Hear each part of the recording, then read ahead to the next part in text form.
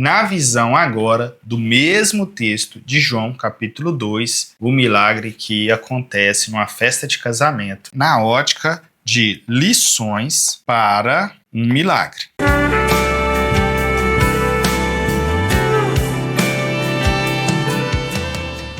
Amém? Glória a Deus. Estamos de volta para dar continuidade ao nosso sermão expositivo narrativo. Para mim, passou apenas alguns minutos enquanto eu troquei a bateria da câmera, coloquei uma refrigeração porque ela vai superaquecer, isso é certo, mas talvez para você passou um pouco mais de tempo. Então, seja bem-vindo mais uma vez para a honra e glória do nome do Senhor. Vamos estar falando sobre sermão expositivo, narrativo, na visão agora do mesmo texto de João, capítulo 2, ali o milagre que acontece numa festa de casamento em Caná da Galileia. Então o tema agora é na ótica de lições para um milagre. Óbvio que eu estou usando aqui, por exemplo, estou usando aqui lições, ou estou usando um termo um pouco mais preciso para ficar mais claro aqui para o nosso ensino, para o nosso trabalho. Mas o que você precisa entender é que a título de tema ou a título de título para o seu sermão, para pregar ali na igreja, você pode trabalhar o tema de forma diferente. Ou seja, você sabe que você vai falar sobre lições para um milagre, mas para a igreja o tema poderia ser o seguinte: vivendo o sobrenatural de Deus, ou como viver o extraordinário, à espera de um milagre. Enfim, usa a sua criatividade. Só quis te dizer que esse foco que nós temos ao olhar para o texto, buscando lições para um milagre, não significa que o tema vai ser lições para um milagre. Mas eu que sou o pregador, você que é o pregador ou a pregadora, você que é o ministrante, você que vai expor a palavra, por mais que você saiba que será lições para um milagre na sua estrutura, na sua organização, a igreja pode ser um tema mais bonito, mais trabalhado. Ok? Vamos olhar agora para o texto, observando lições.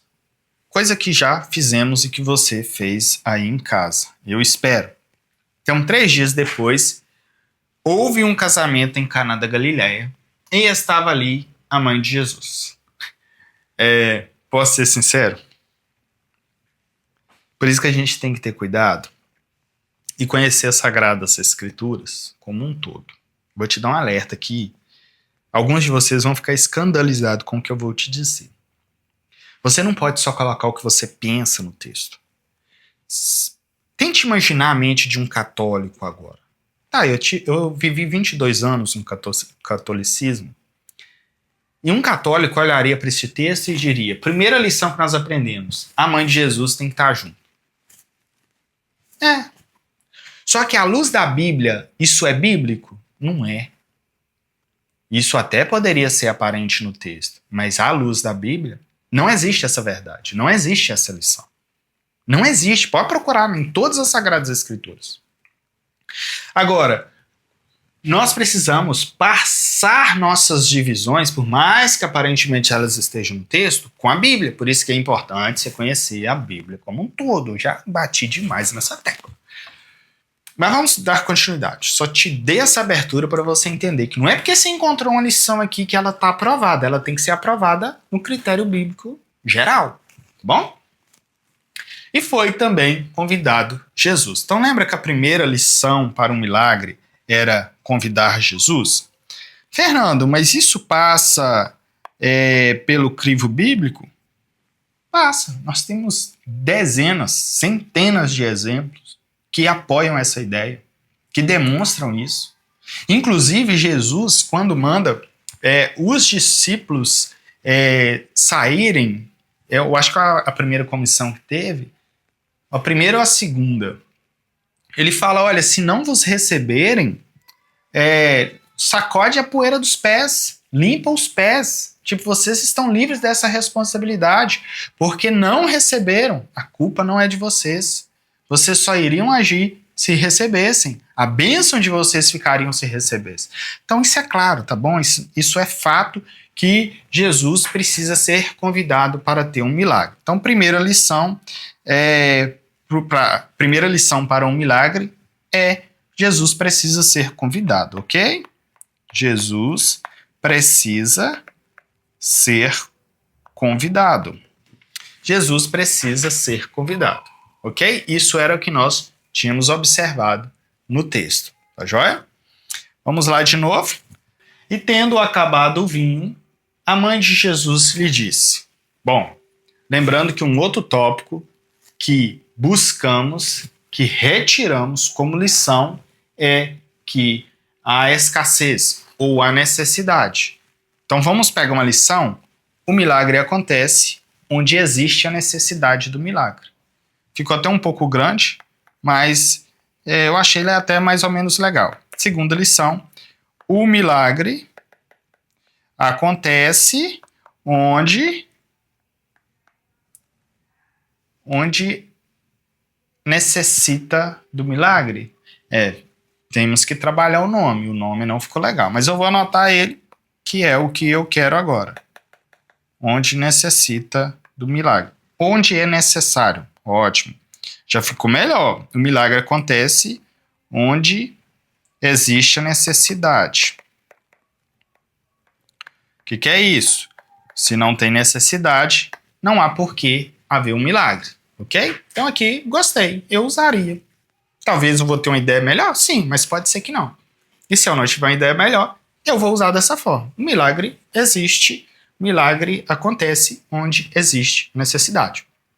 Voltando de novo, nós estamos em um sermão expositivo, narrativo.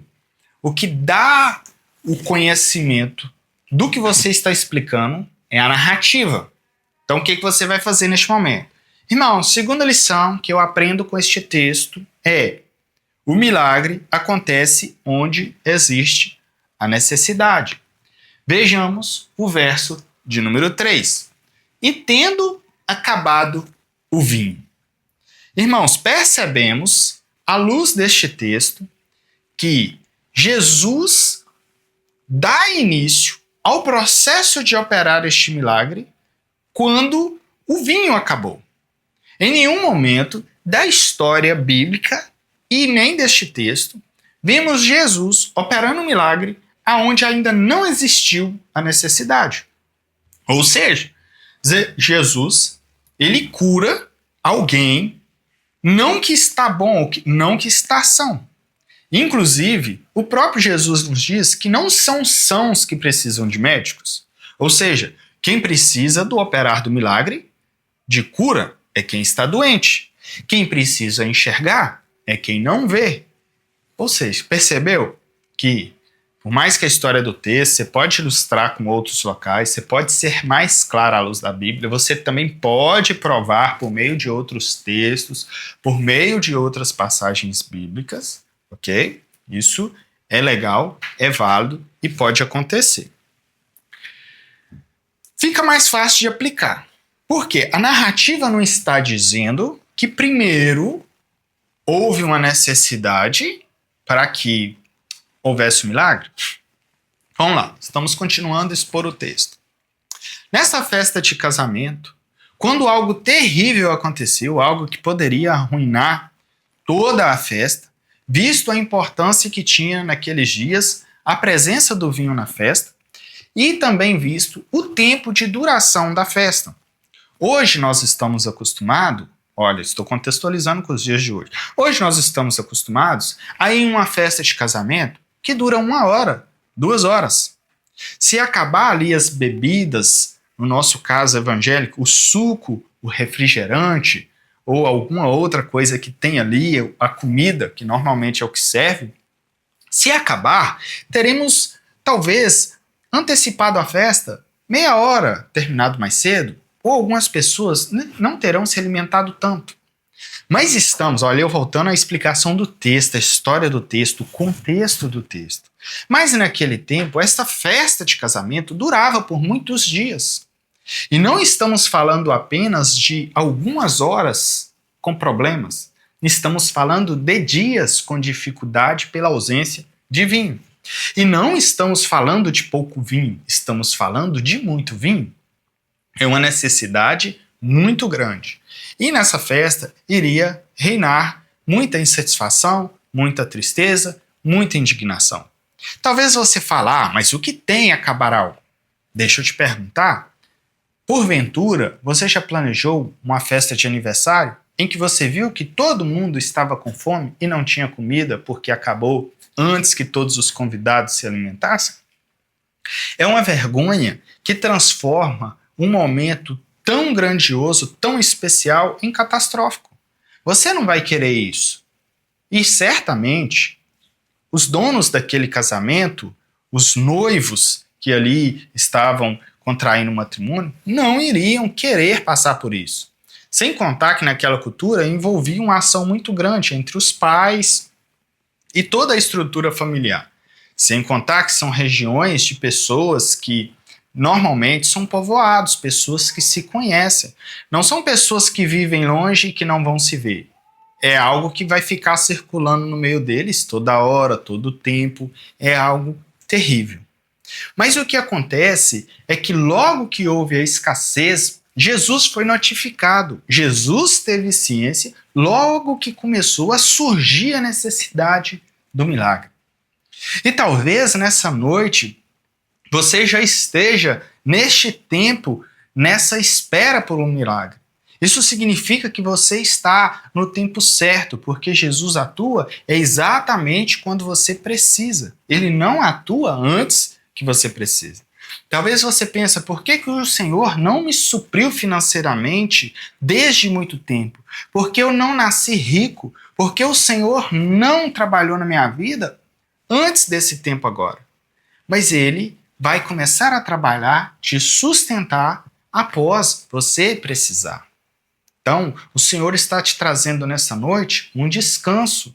E a sua necessidade, por mais que te deixe triste, te deixe ansioso, você precisa entender que o Senhor está vendo. Ele está tomando ciência. E o Senhor poderá operar um milagre poderoso na sua vida. Mas vimos aqui que existe a necessidade da escassez, ou é necessário que primeiro se tenha necessidade do milagre. Mas não é só isso, porque todos nós precisamos de milagre e todos nós enfrentaríamos ou iríamos usufruir dos milagres.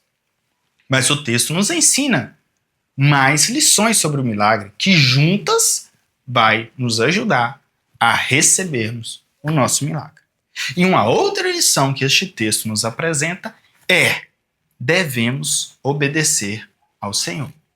Então, a terceira lição sobre o milagre é: obedeça ao Senhor, ou o Senhor requer obediência. Vejamos o verso de número tal. Fazei tudo o que ele vos disser. E eles fizeram o que o Senhor pediu. Amados irmãos, neste texto, foi necessário que, após terem ouvido um pedido, uma ordenança de fazer algo que o Senhor Jesus requeria que eles fizessem, inclusive algo que foge até do padrão normal, pois o Senhor os pedia para pegar isso, aquilo e aquilo. Porém, não era o que eles estavam precisando naquele momento. Enfim, perceberam? Eu nem pausei aqui para mudar o toque para você ver. Lógico que eu estou fazendo aqui mais corrido. E ali no sermão você tem aquele tempo de mudança, de transição. Não é bom você falar de forma corrida, igual eu falei, principalmente na mudança, mas eu quis te mostrar a mudança. Como que é isso?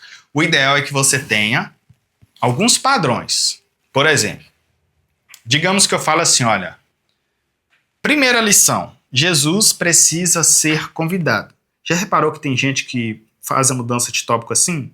Ele está lendo no tablet ou no esboço e ele Faz assim, ó.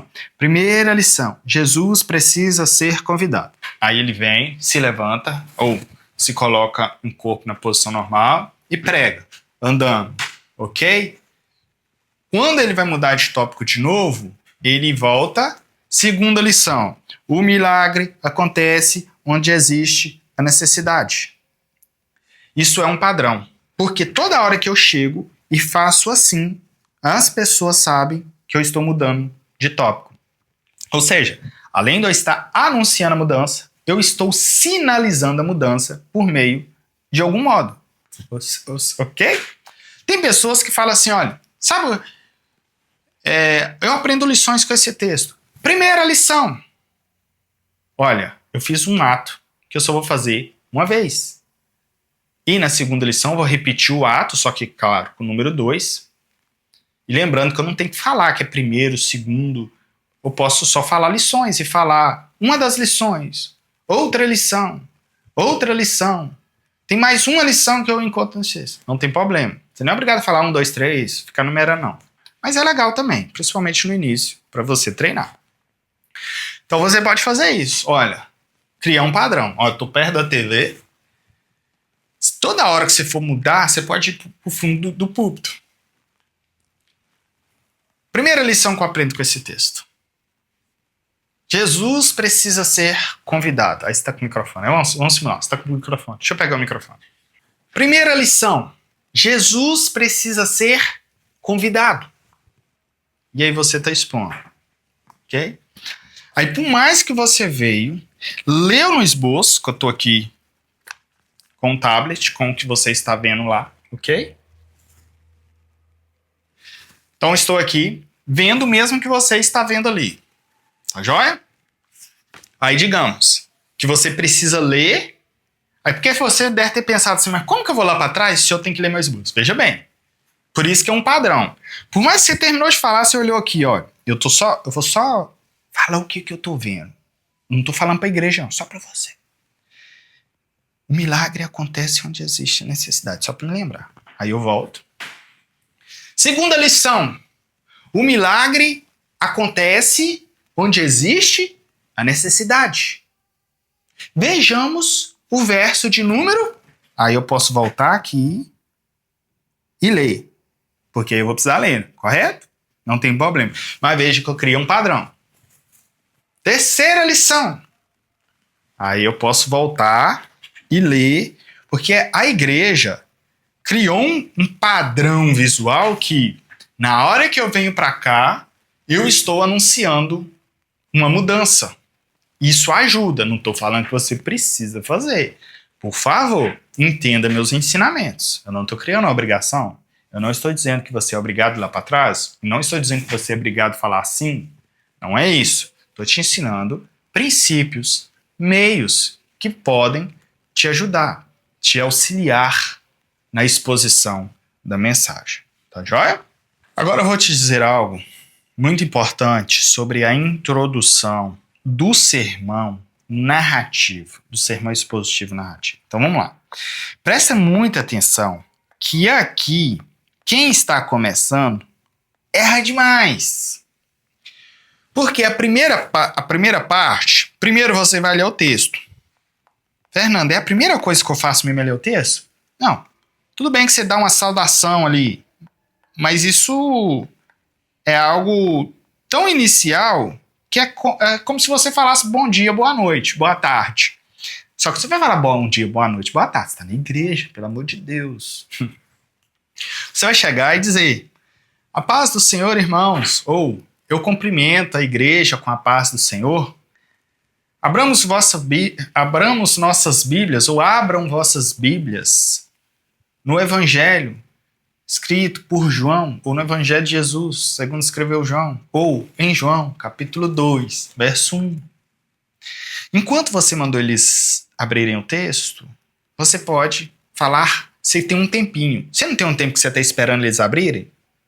Ok? E cuidado com isso, com virtual. Tem pessoas que trazem o sermão digitado aqui, o texto também. Eles falam, abram vossas Bíblias. João capítulo 2. Já começa a ler. Porque para você foi fácil, você não teve que abrir. Então imagine, as pessoas, elas têm que procurar, tá bom? Nem todo mundo tem escola igual você, nem todo mundo tem tanto costume com a Bíblia igual você. Fernando, você está distorcendo o assunto. Não, irmão, tudo isso é importante para quem prega. São detalhes que eu vou lembrando e vou te passando, tá bom? Então vamos lá. Você falou, se cumprimentou, essa saudação aqui é um cumprimento, pouca coisa, tá bom? Mandou ler o texto, anunciou o texto, aí você tem a oportunidade desse tempo que as pessoas estão ali procurando o texto. Eu agradeço, se você for de fora, né? Só se você for de fora, não fica fazendo teatro, não. Se é da igreja, eu agradeço. Pastor fulano, diretoria. Não, irmãos. Você é de fora, foi convidado? Irmãos, é uma honra estar aqui, servindo aos irmãos no Ministério da Pregação. Eu agradeço fulano, ciclano, pastor, pela confiança, pelo convite. Estou aqui debaixo da graça de Deus, não porque eu mereço, mas porque Deus é gracioso, porque Deus opera milagre, porque Deus operou milagre na minha vida. E eu creio que por meio da minha vida, por meio da palavra de Deus, vocês também serão edificados para a honra e glória exclusiva do nome do Senhor. Amém? Todos encontrados? João, capítulo 2. Repete o texto. Repete o texto. Nunca comece sem repetir. Porque a primeira vez que você falou João capítulo 2, tem gente que só escutou assim, João. Eles procurou e achou João. Agora eles estão esperando o capítulo. Ah, mas eu já falei. Já, mas eles não lembram mais. Aí você repete no João capítulo 2, verso de número 1 até, ou só verso número 1 em diante e segue. Tá bom. Mas o que eu quero te dizer agora é, você lê o texto. O texto é narrativo. Então o texto já contou a história. Qual que é o erro dos iniciantes? Na introdução, você não vai narrar a história. Como assim, Fernando? Eu não vou narrar a história na introdução. Não é isso que eu tenho que fazer, não? Irmãos, você não pode narrar a história na introdução, porque você já leu o texto é a história, e você vai precisar da história para sua exposição. Lembra que quando você for falar que Jesus precisa ser convidado, você vai contar a história deles convidando Jesus? Porque senão você já leu o texto, vai narrar a história na introdução e vai contar a história de novo. Vai ficar o quê? Maçante, vai ficar chato. As pessoas não vão conseguir te ouvir até o final, porque você já entregou tudo antes da hora, ok? Então, cuidado, não faça isso. Não fale na introdução toda a exposição do texto. Fernando, mas eu vou falar algo que tem a ver com a narrativa que eu não vou estar usando dentro da narrativa. Por exemplo, digamos que eu não fosse trabalhar a questão da forma que era o casamento naquela época. Então, posso usar isso como minha introdução. Terminei de ler o texto e começo. Amados irmãos, estamos diante de um texto extraordinário em que acontece um evento muito especial. Tanto hoje, nos dias de hoje, ainda é um dos eventos mais especiais na vida de um homem e de uma mulher. E as mulheres que estão aqui com desejo de casar, que o digam o quanto anseiam por este dia, por este momento. Mas agora imagine a importância que tinha este acontecimento naquela época. E pior ainda é ter um acontecimento desse culminado com um desastre. Parece que os desastres só acontecem quando não esperamos ou quando não deveria acontecer. E a situação desta festa tinha tudo a ser a pior coisa da história. Uma história melancólica, terrível, que ficaria registrados nos livros dos piores acontecimentos. Mas algo acontece de forma extraordinária e transforma esse terrível acontecimento num dos melhores acontecimentos da narrativa bíblica. Algo tão extraordinário que inaugura o início do ministério de Jesus. O início do ministério de Jesus não foi inaugurado em qualquer momento, em qualquer lugar. Foi um evento muito especial de algo que Deus defende de forma soberana, que é a família. Estamos em um ambiente em que uma família vai ser formada, mas que tudo já poderia começar a dar errado desde o princípio. Mas essa narrativa bíblica, essa história extraordinária, tem uma ação de Jesus mudando toda a trajetória. E o Jesus que mudou essa trajetória, que mudou essa história, que transformou essa história da água para o vinho, literalmente, ele pode mudar a minha vida e a sua vida também. E nessa noite nós vamos ver a luz deste texto, porque é expositivo, nós vamos ficar só no texto. Nós vamos ver à luz deste texto e dessa narrativa lições para um milagre. Pois, afinal de contas, precisamos aprender com este texto como obter o sobrenatural de Deus. Acompanhe comigo. A primeira lição que este texto nos apresenta é: Jesus precisa ser convidado.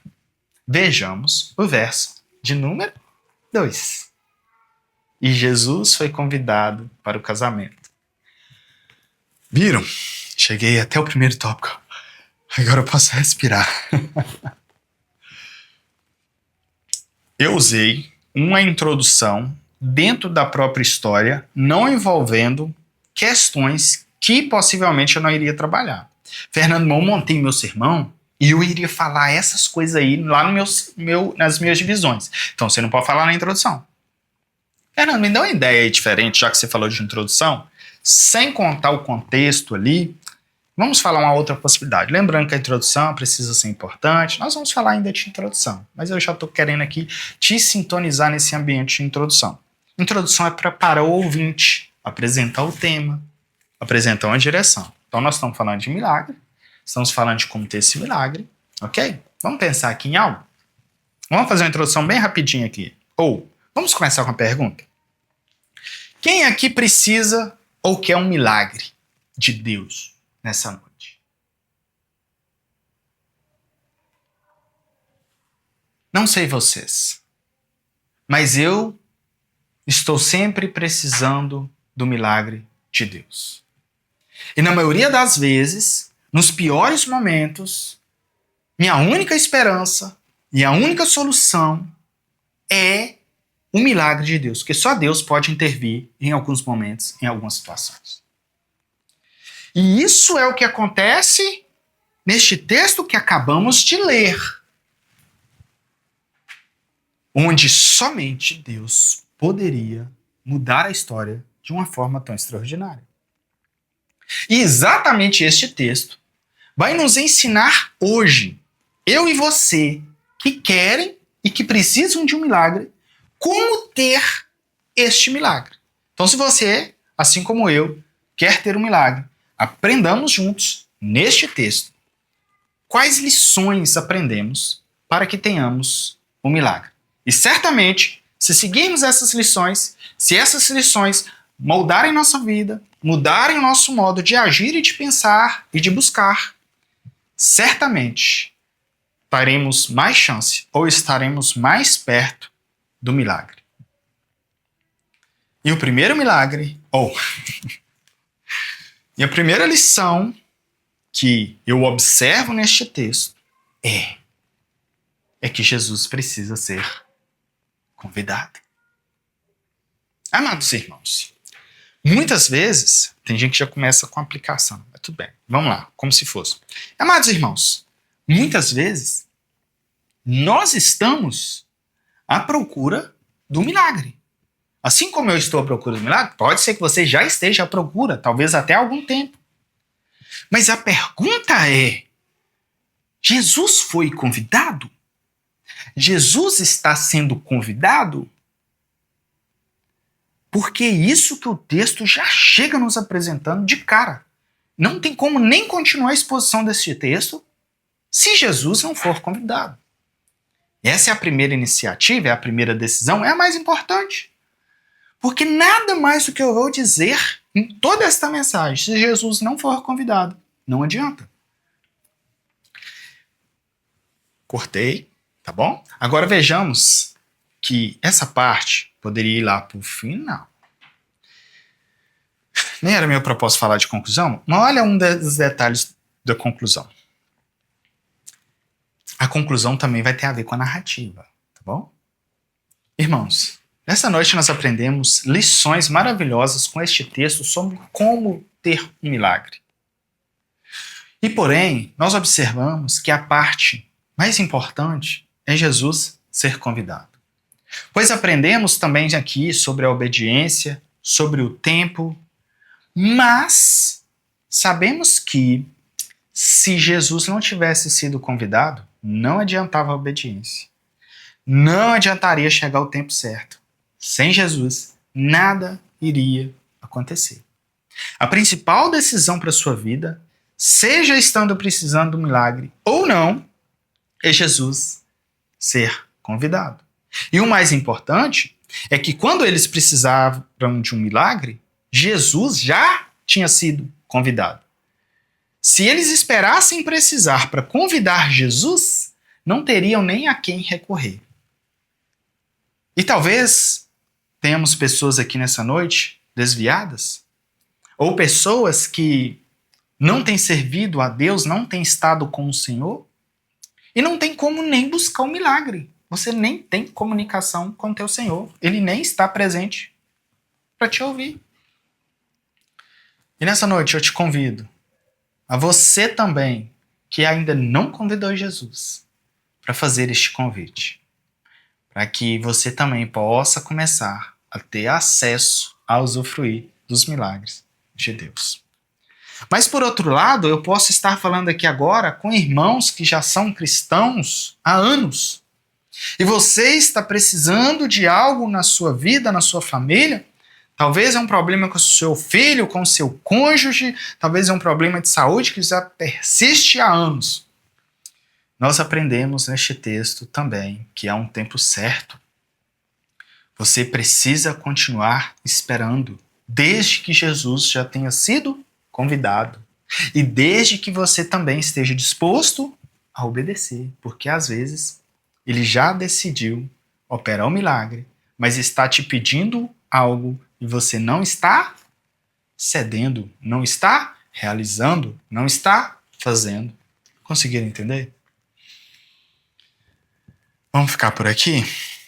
Espero que tenha sido bênção para você eu traçar aqui algo sobre o sermão expositivo narrativo. E pode ser que na próxima aula eu ainda traga um outro exemplo de um outro texto mais amplo para você também entender essa questão do sermão expositivo narrativo.